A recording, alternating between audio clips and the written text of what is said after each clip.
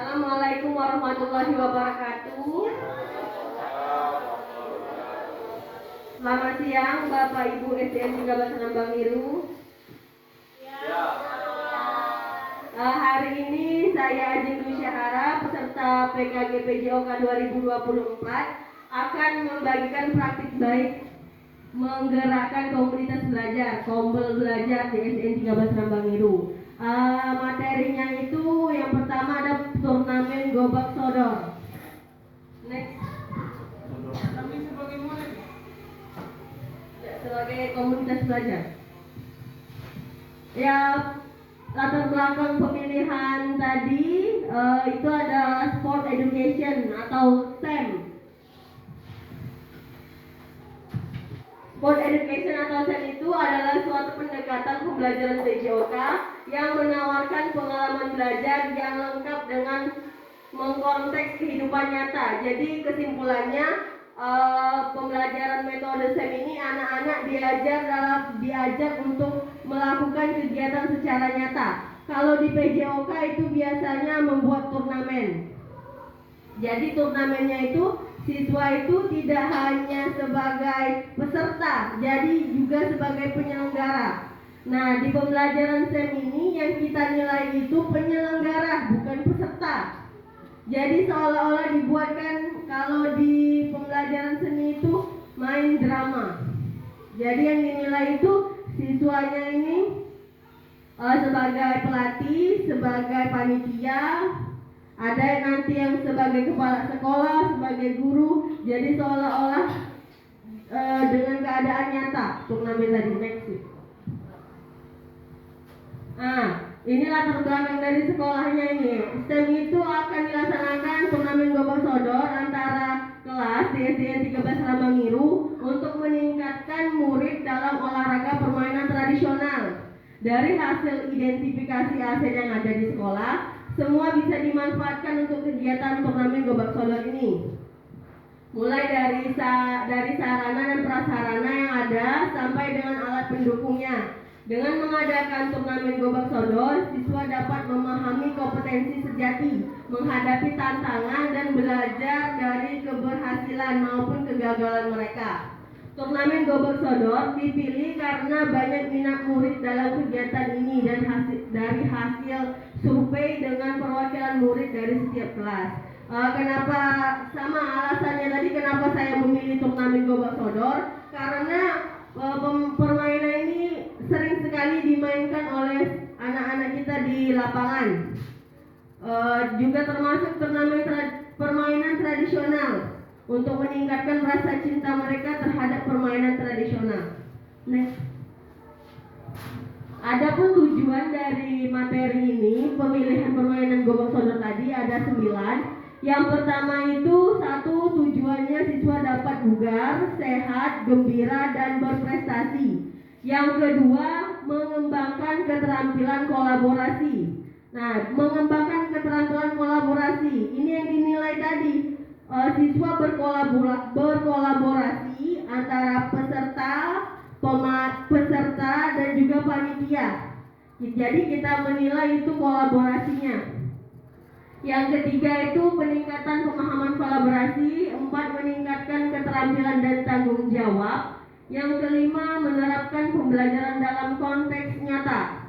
Yang keenam, pemahaman siswa tentang olahraga, membantu mereka mengembangkan keterampilan, pengetahuan, serta nilai-nilai sosial melalui pengalaman bermain sesuai peran yang diminati. Yang ketujuh, menekankan pembelajaran melalui pengalaman nyata dan situasional. Yang kedelapan itu meningkatkan motivasi dan keterlibatan siswa dalam pembelajaran. Yang kesembilan, penerapan konsep belajar aktif di mana siswa terlibat secara langsung dalam kegiatan belajar. Next.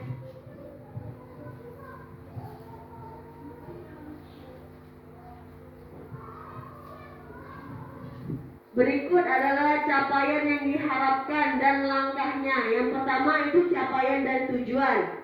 Capaian dan tujuannya itu ada pemahaman. Yang pertama capaian dan tujuan itu ada pemahaman tentang aturan permainan gobak sodor, pengembangan keterampilan individu, pemahaman taktik gobak sodor, sportivitas dan kerjasama tim, kepemimpinan dan tanggung jawab. Langkah-langkahnya ada 3. Yang pertama itu pembahasan dalam technical meeting. Kedua itu menganalisis pertandingan gobak sodor dan turnamen. Yang ketiga, menyelenggarakan turnamen gobak sodor yang menekankan pentingnya sportivitas, komunikasi, kerjasama tim, dan serangan atau pertahanan. Selanjutnya itu ada peran. 1. Siswa yang menjadi panitia, peserta, pelatih, dan wasit. Yang kedua, siswa yang terlibat dengan. Selanjutnya ada peran, ada 2. Yang pertama itu siswa menjadi panitia, peserta, pelatih, dan wasit. Yang kedua, siswa terlibat dengan peran lain dalam SEM. Lini masanya itu dari tanggal 2 sampai 7 Desember 2024. Selanjutnya itu struktur program dan mitra dalam komunitas belajar. Yang pertama itu ada kokurikuler, kemudian murid yang terlibat, terus waktu kegiatan, yang terakhir itu penanggung jawab kepala sekolah. KBS itu komunitas belajar yang menjadi lokomotif fasilitator dalam komunitas praktis PJOK yang terdiri dari guru mapel PJOK dan mitra dengan komunitas belajar, guru kelas dan guru mapel yang akan berperan dalam pengarahan disiplin ilmu masing-masing. Selanjutnya ada pernyataan tentang kapasitas yang dimiliki kelas atau sekolah. Sekolah memiliki kepala sekolah, guru, dan tenaga kependidikan yang profesional sesuai dengan kualifikasi akademiknya sejumlah 13 orang.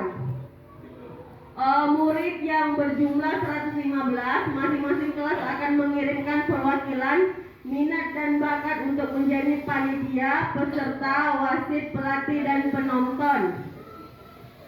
Sekolah memiliki lapangan olahraga yang cukup luas. Sekolah memiliki jaringan internet yang baik dan ruang mendukung untuk melakukan live streaming pertandingan, sarana dan alat yang tersedia lengkap untuk melaksanakan turnamen gobak sodor. Berikutnya rencana evaluasi. Ada 7 tahapan implementasi SEM dalam pembelajaran masing-masing terhadap harus dievaluasi. Evaluasi keseluruhan akan dilakukan pada akhir tahapan. Ada 7. Yang pertama, tujuan pembelajaran, meninjau ketercapaian tujuan pembelajaran dalam SEM. Kedua, umpan balik dari murid tentang pengalaman dalam pembelajaran SEM, mengumpulkan pendapat refleksi. Yang ketiga, refleksi guru, refleksi terhadap perencanaan, pelaksanaan, dan pengelolaan SEM. Yang keempat, evaluasi kinerja tim, meninjau kolaborasi dan kinerja tim dalam SEM. Yang kelima, evaluasi penerapan konsep prime play, meninjau penerapan konsep prime play dan siap sikap sportif terintegrasi dengan baik selama pelaksanaan. Mengevaluasi bagaimana murid menghormati aturan, menghargai lawan, dan menunjukkan etika olahraga yang baik. Yang terakhir, evaluasi manajemen kelas dan pengelolaan waktu, efektivitas keaktifan murid yang sesuai perannya.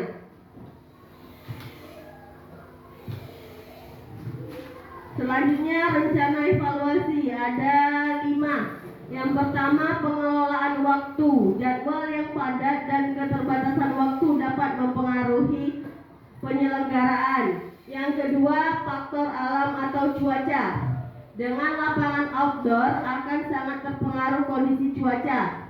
Yang ketiga itu motivasi peserta. peningkatan motivasi peserta dalam menjadi tantangan, terutama jika mereka mengalami kegagalan atau kelelahan selama turnamen.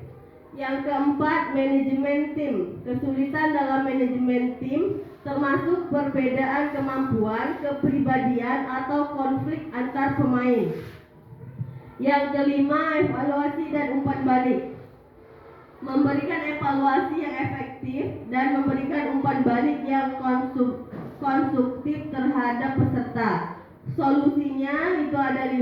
Yang pertama dari refleksi 1, pengelolaan waktu. Solusinya penjadwalan yang efisien. Yang kedua, pindah ke lokasi lapangan indoor. Yang ketiga, menggunakan pendekatan positif dan memberikan motivasi tambahan melalui pengakuan dan pujian. Yang keempat, komunikasi terbuka dan segera menangani konflik. Yang terakhir, memberikan umpan balik secara individual untuk setiap peserta. Terima kasih. Demikianlah paparan materi dari saya tentang turnamen Gobak Sodor dalam rangka berbagi praktik baik tindakan dari PKG PJOK 2024. Atas perhatian dari Bapak Ibu saya ucapkan terima kasih.